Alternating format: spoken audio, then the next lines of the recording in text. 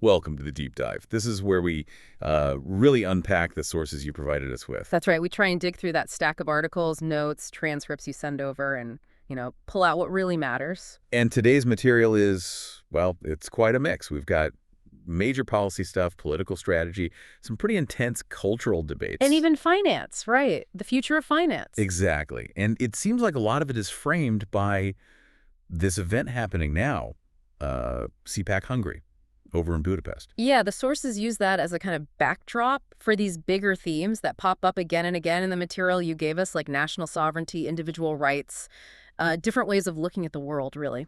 Okay, so our mission today is to sift through all that, pull out the important bits, maybe some surprising details straight from the stuff you shared. Let's dive in. All right, first up, something that definitely jumps out from the material is this.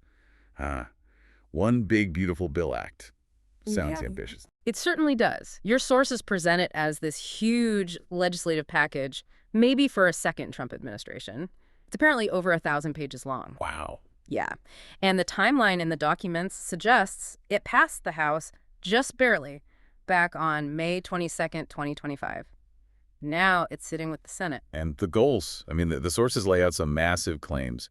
Tax cuts, spending cuts, more funding for certain priorities. They talk about a new golden age. The sources literally say it includes the biggest welfare reform ever, largest tax cut and reform, most aggressive energy exploration, and the strongest border bill. I mean, that's quite the list. Huge claims. But, okay, here's where the material gets interesting, right? Because there's immediate disagreement about a fundamental thing, the budget deficit. Does this thing increase it or decrease it? Exactly. That's a major point of tension in your sources. You've got Elon Musk quoted. Sounds like he's disappointed. Right. He thinks it increases the deficit, and that it undermines something called DOGE efforts. Yeah, and the sources explain DOGE seems to be about cutting discretionary spending, the federal bureaucracy, that sort of thing. Musk's quote is pretty direct, something like a bill can be big or beautiful, but not both. Okay, but then you have Stephen Miller in the same source material saying, no, it reduces the deficit. How does he square that circle? Well, according to the sources, he makes a distinction.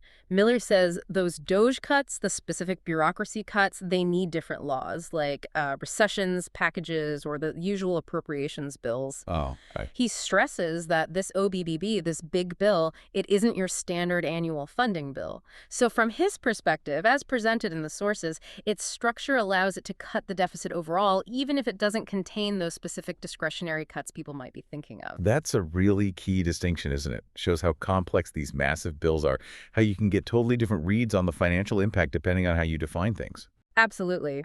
And if you look deeper into the cuts and spending mentioned in the sources, Speaker Mike Johnson offers some perspective on where the cuts are supposedly aimed. He says it's not hitting vulnerable people on Medicaid, like pregnant women, kids, disabled, elderly. Right. He's quoted saying the target is fraud, waste, and abuse. And the sources give specific examples he cited, like alleging 1.4 million illegal aliens on Medicaid, plus maybe 4.8 million able-bodied workers who she says shouldn't be. And he argues that's moral, popular. That's the argument presented in the sources, yeah. Moral in alliance with public opinion. And on the flip side, the spending side, the material mentions about $50 billion in the bill for the border wall and infrastructure. So you've got these big tax cuts, these targeted spending cuts aimed at fraud, and then significant new spending on the border, all happening at once. And that core disagreement about whether it adds to the deficit or reduces it, it just hangs over the whole discussion in the documents you shared. It's clearly a central conflict. Okay, so moving away from the specifics of that bill, the sources also shift focus pretty heavily towards controversy around the previous administration's time in office. Yeah, there's this whole section talking about the use of an Autopen and what the source material calls a giant shatter over, who was actually calling the shots. An Autopen, Yeah. like for signatures. That's the implication. Yeah. And it leads to some specific accusations mentioned in your sources. Someone named David Sachs apparently suggested Elizabeth Warren was, partly in control. And then Trump himself, after the 2020 election, is quoted calling it the biggest scandal in American history,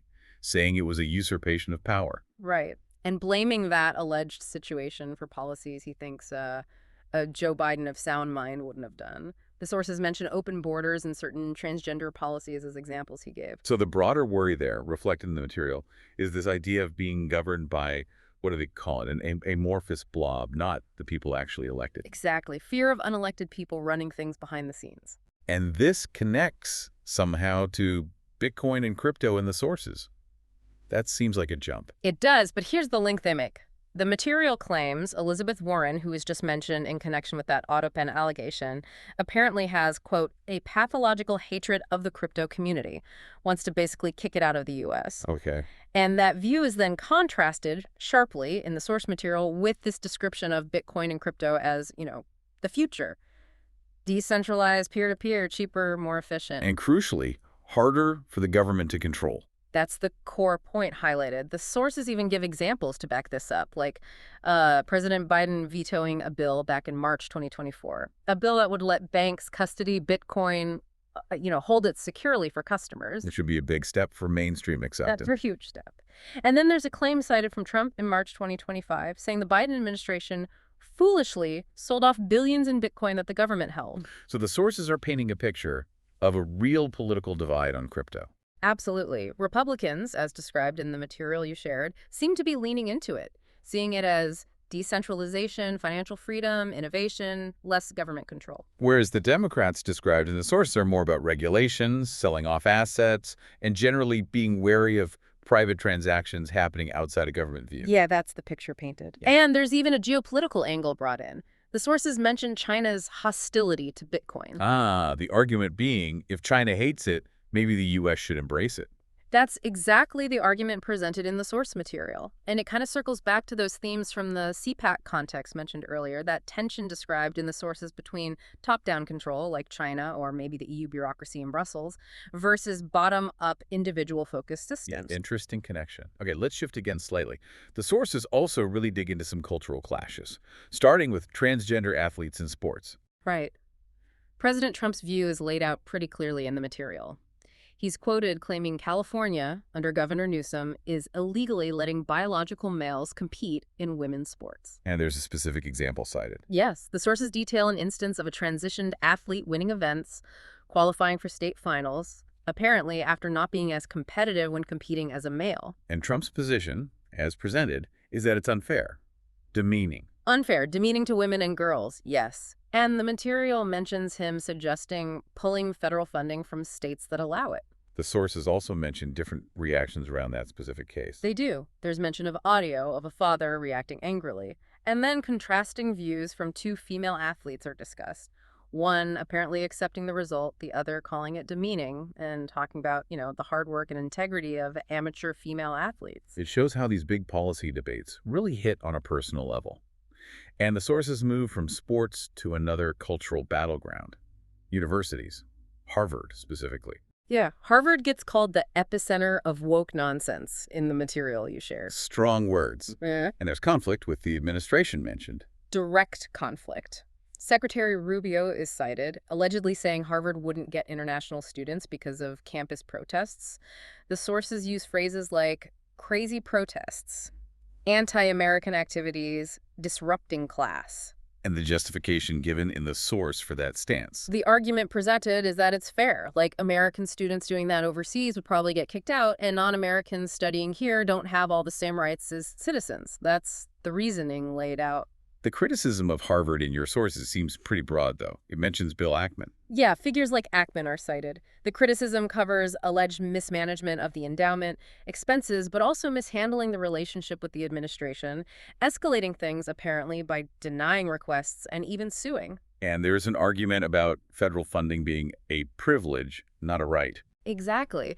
The source material questions why taxpayer money should flow to a university perceived as incredibly wealthy, acting like a giant hedge fund, especially if it's seen as hostile or mismanaged. So the overall critique is what? Failure to control the campus, problems with admissions, and wokeness. All of that. The sources paint a picture of Harvard failing on multiple fronts. Campus control, addressing admissions or perceived wokeness, which the source implies involves discriminatory practices and not defending students. Instead, the accusation is they doubled down. Doubled down how? By trying to rename DEI, diversity, equity, inclusion, apparently, to keep what the source calls discriminatory admissions going. That's the claim. And the sources include a prediction that Harvard will go down, like a virus. Yeah, a woke virus destroying its host. It's a very stark prediction included in the material. This whole critique of institutions seen as captured by this ideology is definitely a running theme in your sources, tying back to that CPAC context. Okay, let's loop back to the border. We mentioned the spending in that big bill earlier. Your sources also talk about increasing deportations. Yes, there's detail on that. President Trump's stated goal, mentioned in the material, is 3,000 deportations a day, a task apparently given to Governor Kristi Noem. And the reason given for this push. The justification provided in the source material connects it directly to fighting drugs and crime, which the sources link to illegal immigration. And they include a specific story to illustrate this point, right? Yes, a very tragic one about an 18-year-old Ava Moore in Texas. The sources say she was allegedly killed by two individuals described as illegals on a jet ski. They apparently fled the scene. One was caught later. The source mentions her background, too. Air Force Prep Academy. Right. And the material notes that her story might not get much mainstream media attention. It's presented as a very human, tragic cost linked to the border issue. And this tragic example then leads into a discussion in the sources about how the issue is framed politically, using an MSNBC clip. Yeah, a specific and described as controversial MSNBC clip. It features Michael Steele. Former RNC chair, the source says. That's right. And in the clip, as described in your material, he makes this comparison. He apparently equates the U.S. government deporting an illegal immigrant who, in this instance, was accused of domestic violence and human trafficking. He equates that action to Putin grabbing a journalist, or even rogue groups taking American hostages. Wow. That's quite a comparison. He's quoted describing the U.S. government action as snatching people, putting them in foreign prisons.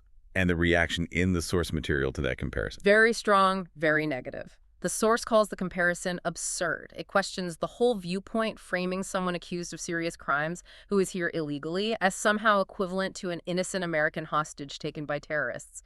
It's presented as a really stark example of the incredibly different ways this issue gets framed. Okay, so finally, the sources seem to wrap up with some analysis of the Democratic Party, their strategy, their current state. Yeah, the claim made in the material is that radicals are running the party and that there's an attempt to rebrand. The source even mentions the term blue MAGA. Interesting term. What strategies do the sources allege are being used? Well, the documents mention using placeholders, like maybe George Clooney, for visibility, and featuring figures like Pete Buttigieg, described as bearded Pete Buttigieg, who's portrayed as using fear tactics. Fear tactics like what? Like claiming Republicans, people like Mike Johnson, would roll back rates. The source lists things like gay marriage, divorce, even access to birth control or pornography. And another strategy highlighted in the material, something about race. Yes, making everything about race. Your sources quote a judge in Cleveland who apparently suggested that judges should look like the people appearing in court so defendants get a better shot. A better shot based on the judge's appearance. That's the idea presented, but the source material immediately pushes back hard against that. It brings up the idea of blind justice, of lady justice with the blindfold, right? Saying skin color shouldn't matter in court. So the argument is that focusing on race like that undermines fundamental legal norms. Exactly. Hacks away at impartiality is how the source puts it. And this focus on race is framed, again, as part of that woke mind virus concept we saw earlier with universities. And the sources see this as something being fought against, linked to those global themes from CPAC. Yes, it's presented as part of a larger battle over values and identity. And then right at the end of this section, your sources mention a Rasmussen poll. What about Joe? Cited as showing rising approval for Trump and 50% of voters feeling America is on the right track. The material presents this poll data as maybe casting doubt on how well those alleged Democratic strategies are actually working with voters. Wow. Okay. We have covered a lot of ground here, digging through everything you shared. I mean, from the nitty-gritty of that giant bill, economic arguments, to really intense cultural fights in sports universities. The whole crypto debate, the technology shifts, and yeah, those very personal, difficult stories tied into border security. It's fascinating how the sources seem to tie these different threads together, though. These recurring themes kept popping up. Definitely. That constant tension highlighted between, say, government control versus individual liberty, these competing visions for the country's direction, its identity, and this recurring fight against what the source material repeatedly calls the woke mind virus. It really does feel like the sources are describing fundamental clashes over policy, power, culture. Yeah. all happening at once. And that quote you included near the end from Teddy Roosevelt about the man in the arena, that really sticks with you. It's a powerful piece included in your source material, isn't it? A reminder about, actually being involved, making an effort, daring to do things, not just being a critic on the sidelines. Yeah. So maybe the thought to leave everyone with, based on all the material you provided us, is this. How do these big clashes we've talked about over policy, power, culture, how do they actually show up in your own community, in your daily life, or just in how you see the world? What does it mean today for you to get some dust in your face in that arena Roosevelt talked about? Something to think about. Definitely. Thank you again for sharing all these sources. It made for a really deep dive today. Absolutely. Thanks for bringing them to us.